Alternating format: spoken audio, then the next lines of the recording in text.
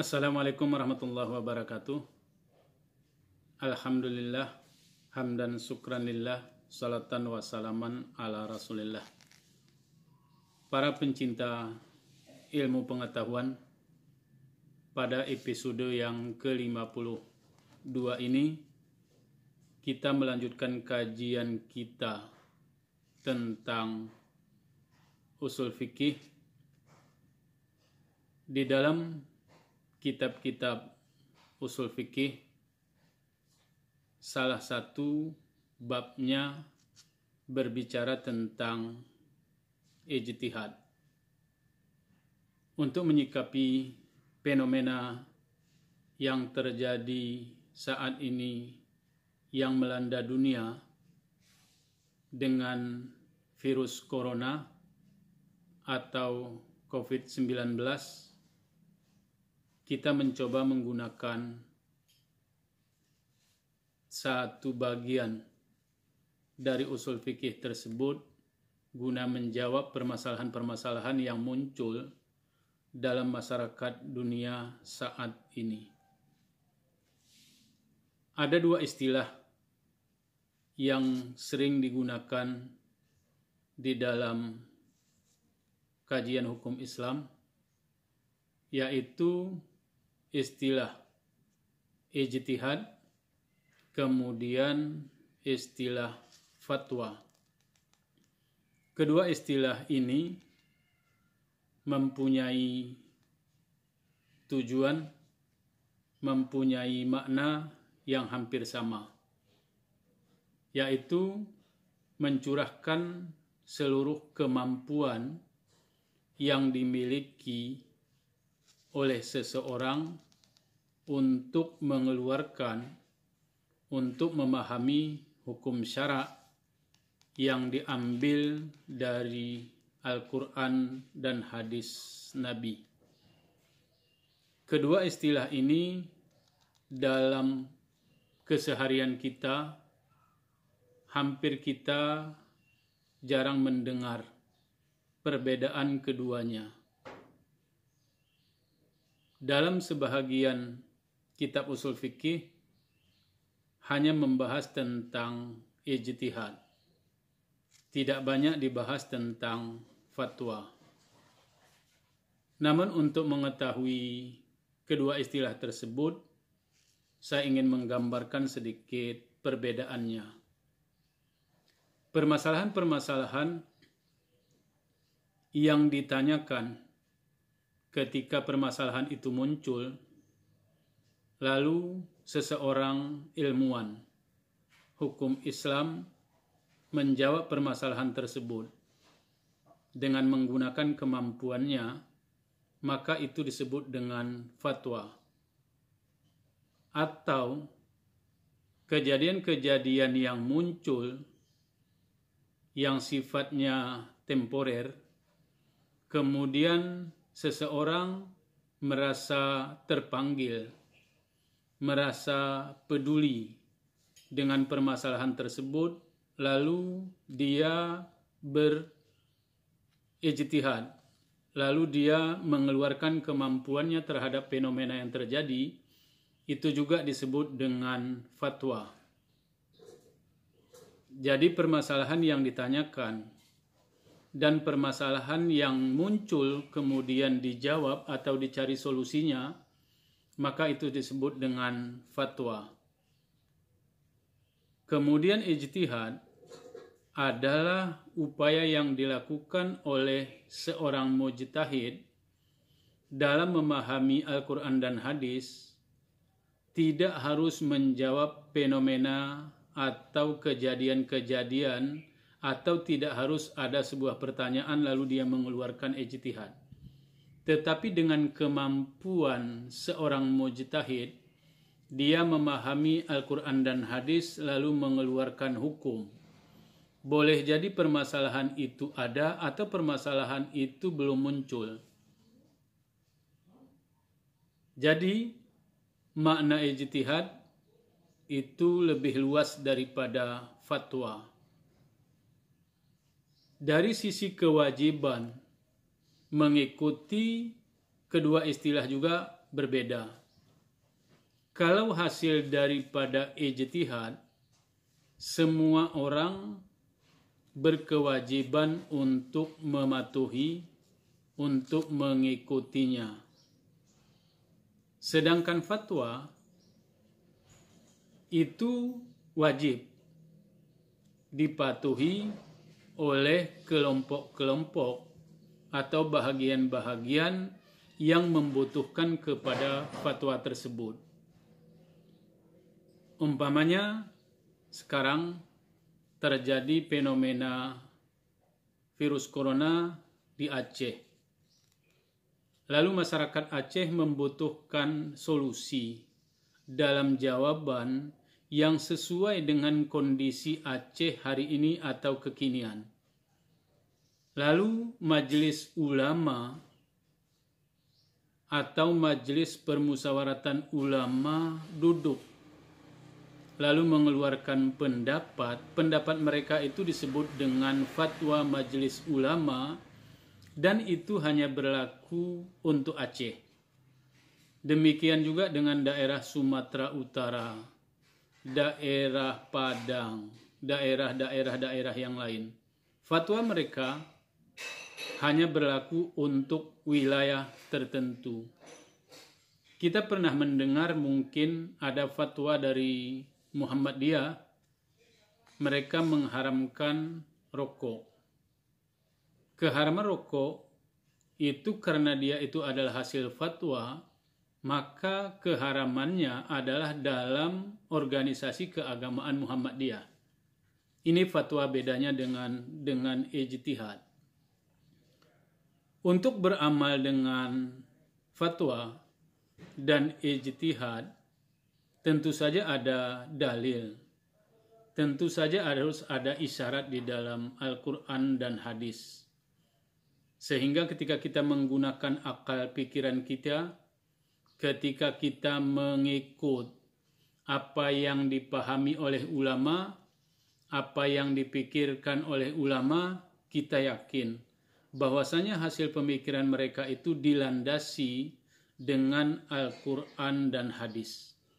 Ketika itu dilandasi oleh Al-Quran dan hadis, kita merasa yakin untuk mengikutinya adalah sebuah ibadah, adalah sebuah kepatuhan terhadap ijtihad yang dilakukan oleh ulama.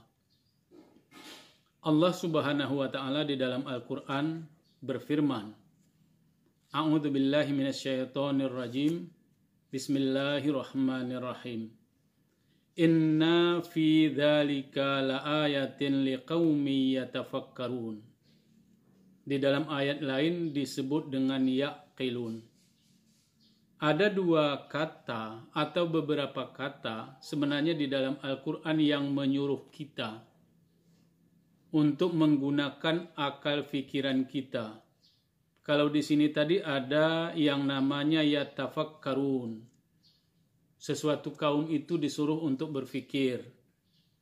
Ya'qilun, untuk menggunakan akal pikirannya. Di ayat lain ada yang disebut dengan yatadabbarun.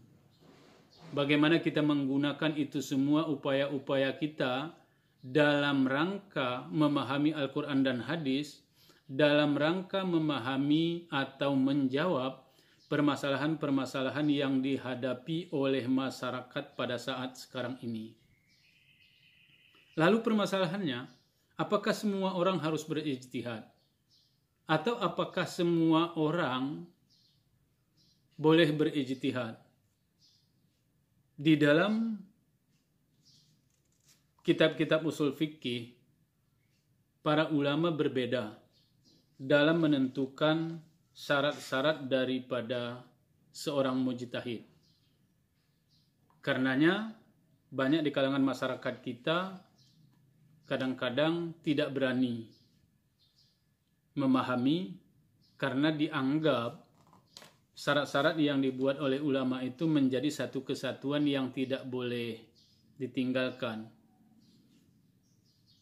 Di kalangan ulama tadi saya katakan, menurut Al-Ghazali ada syarat untuk berijtihad itu, yang pertama, seorang mujtahid harus tahu hal-hal apa saja yang boleh dan tidak boleh diijtihadkan. Kemudian yang kedua, menurut Al-Ghazali, seorang mujtahid itu harus adil. Ini sedangkan menurut Asy-Syatibi bahwasanya syarat mujtahid itu adalah pertama adalah paham tentang maqasid asy-syar'iyyah. Kemudian yang kedua, mampu dalam mengistinbatkan hukum. Lebih rinci lagi, syarat-syarat dari mujtahid itu dibuat secara detail. Menurut sebahagian ulama, pembuatan syarat secara detail ini sering ditulis dalam syarat-syarat sebagai mujtahid.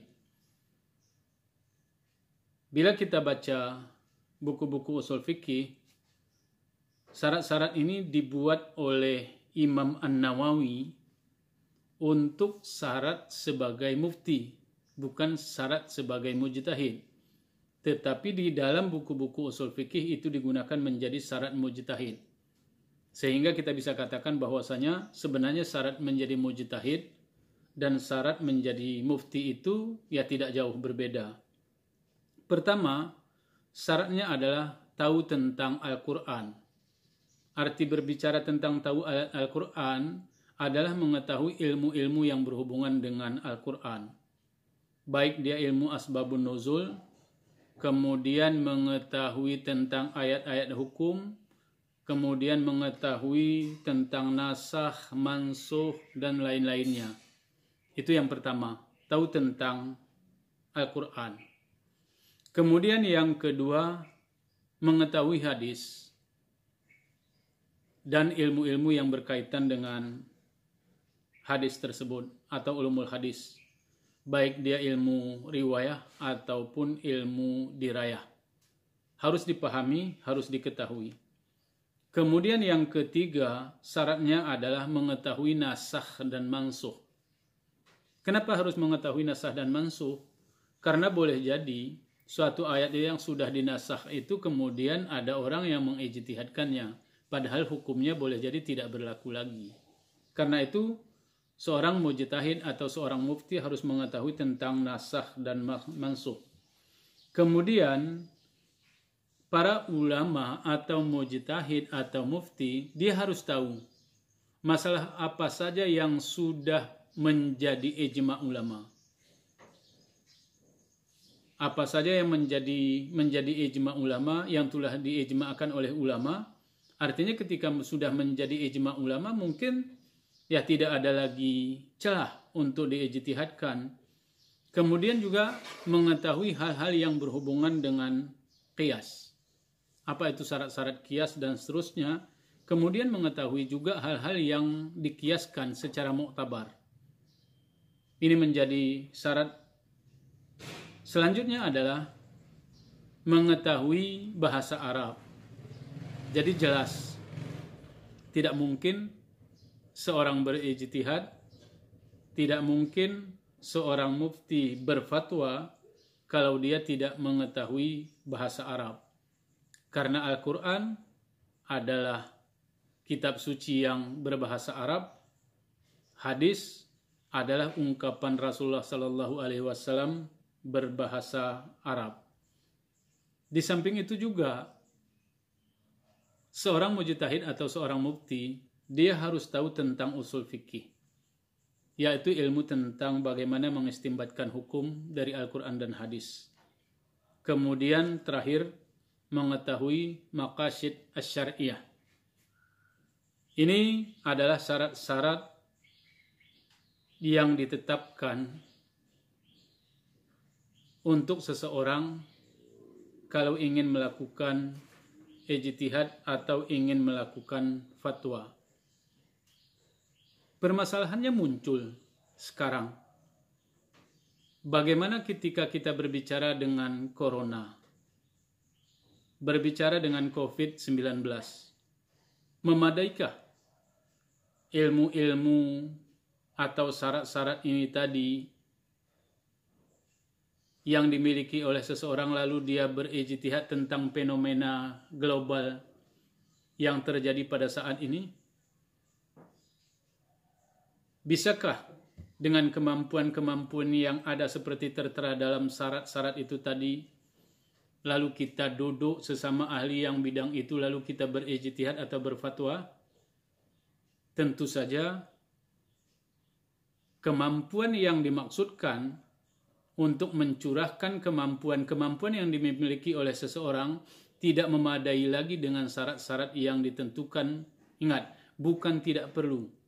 Tidak memadai lagi syarat-syarat yang sudah ditentukan oleh ulama atau An-Nawawi pada saat itu. Sekarang dibutuhkan adanya kemampuan-kemampuan atau ilmu pengetahuan yang berhubungan dengan teknologi.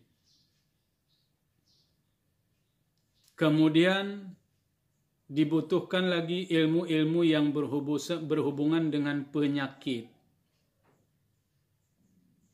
Tentang virus, tentang bakteri, tentang apapun. Kenapa? Karena zaman sekarang adalah zaman yang disebut dengan zaman teknologi. Karena pengetahuan tentang teknologi sebenarnya bisa kita masukkan menjadi syarat menjadi seorang mujtahid. Kemampuan tentang ilmu-ilmu kimia, kemampuan tentang ilmu-ilmu biologi, ini ditetapkan sebagai syarat. Kemampuan tentang antropologi, kemampuan tentang sosiologi, ini dijadikan sebagai syarat seseorang bisa untuk berijtihad. Sebagai contoh kita buat pada saat sekarang ini. Munculnya COVID-19 yang menurut kajian ilmuwan untuk menghindari penyebaran penyakit ini, maka antara satu orang dengan orang lain dilarang adanya kontak fisik. Orang harus menjaga jarak. Dalam keseharian kita dengar dengan jauhnya harus 1 meter. Ilmu yang mengatakan tidak boleh adanya kontak fisik, harus ada 1 meter. Ini adalah ilmu-ilmu yang berhubungan dengan virus, bagaimana penyebaran penyakit.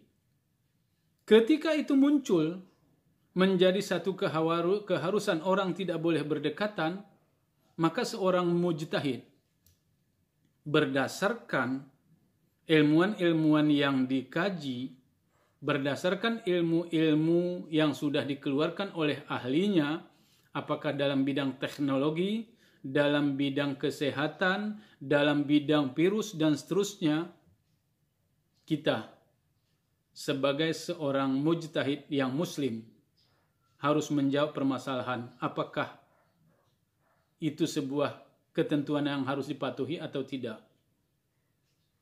Lalu sekarang semua hampir secara keseluruhan di dunia para ilmuwan, baik dia dalam hukum Islam ataupun dalam bidang fikih, tasawuf dan seterusnya, mengatakan bahwasanya hasil kajian keilmuan itu adalah benar. Karena itu benar, maka bagaimana dengan aktivitas, dengan ritual-ritual keagamaan yang ada di dalam Islam, yang semua orang itu harus berkumpul. Ulama harus mengeluarkan fatwa. Ulama harus berijtihad.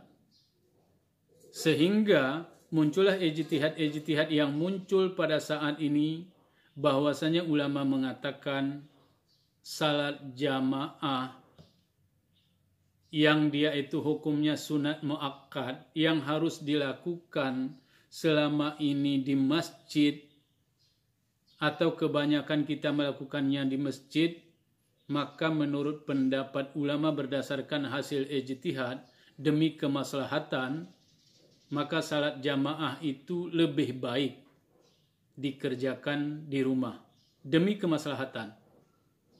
Karena menjaga kemafsadatan, menghindarkan dari kemafsadatan, untuk menarik kemaslahatan itu adalah merupakan sebuah kewajiban bagi setiap individu.